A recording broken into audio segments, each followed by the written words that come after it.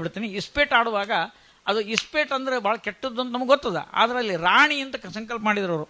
ಅಲ್ಲಿ ಲಕ್ಷ್ಮೀದೇವಿ ಅಂತ ಅನ್ಸ ಜಾಣೆ ನಂಬಿದೆ ಇಸ್ಪೇಟ್ ರಾಣಿ ನೀನೊಲಿದೆನ್ನ ಪಾಣಿಯೊಳಗೆ ಬಂದು ಕಾಣಿಸಮ್ಮ. ಅವು ಆಟ ಆಡಿ ಸೋತ್ಬಿಟ್ರಿ ಅವರು. ಮಾನ್ವಿ ಗುಂಡಾಚಾರು ಇಸ್ಪೇಟ್ ಆಡಿದ್ರು, ಸೋತ್ಬಿಟ್ರು. ಬಾಜುಕಿದ್ದವ್ರು ಸುಮ್ಮನೆ ಇರ್ಬೇಕಲ್ಲ, ಪಕ್ಕದಲ್ಲಿದ್ದವ್ರು ಏನಂದ್ರೆ ಆಚಾರ ಸೋತ್ರಲ್ರಿ ಅಂದರು. ಏನು ಮಾಡ್ಬೇಕಪ್ಪ, ಇಸ್ಪೇಟ್ ರಾಣಿ ಕೈ ಕೊಟ್ಲಂದ್ರು ಅವ್ರು.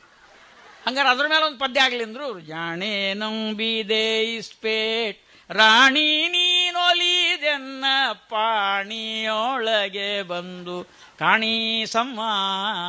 ವಾಣಿಲ ಕುಮಿ ರುದ್ರಾಣಿಯರಿಗಿಂತ ಕ್ಷೋಣಿಯೊಳಗೆ ಬಲು ಮಾನಿತೆ ನೀನಮ್ಮ. ಜಾಣೆ ನಂಬಿದೆ ಜನಕನು ಗಳಿಸಿಟ್ಟ ಧನವೆಲ್ಲ ಕಳಕೊಂಡೆ ದನಕರು ಹೊಲ ಮನೆಯನು ಮಾರಿದೆ. ಕೊನೆಗೆ ಜನರೊಳಗೆ ಅಪಹಾಸ್ಯಕ್ಕೊಳಗಾದೆ ನಾನು ಹೆಂಡತಿ ಮಕ್ಕಳ ಕೈಗೆ ಪರಟಿ ಕೊಟ್ಟೆ. ಜಾಣೆ ನಂಬಿದೆ. ಒದ್ದಾಡ್ತಾವು ಪಾಪ.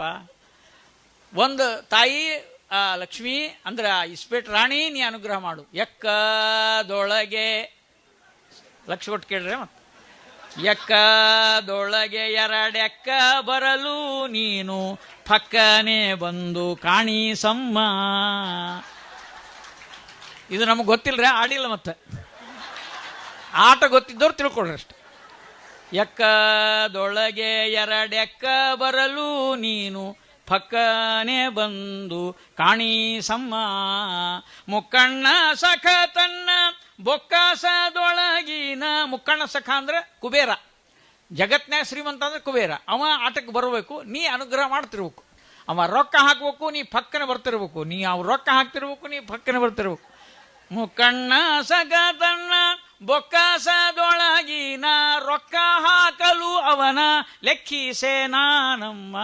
ಜಾಣೆ ಕೊನೆಯ ನುಡಿ ಕೇಳಿ ತಾತ್ಪರ್ಯ ಎಷ್ಟು ಚಂದ ಹೇಳ್ತಾರೆ. ಕಾಮಿನಿ ಶಿರೋಮಣಿ ಕಾಮಿತದಾಯಿನಿ ಶ್ಯಾಮ ಸುಂದರ ಸಾರ್ವ ಭೌಮನ ರಾಣಿ ಶ್ರೀಮಂತ ಜೋಕರನ ಪ್ರೇಮದ ಭಗಿನಿಯೇ.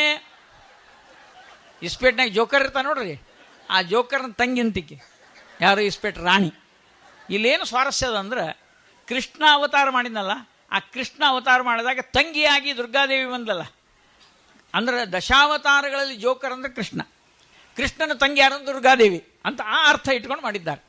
ಶ್ರೀಮಂತ ಜೋಕರನ ಪ್ರೇಮದ ಭಗಿನಿಯೇ ನಾಕರ ಮುಗಿವೇನು ಮಾಡು ಮಮತೆಯ.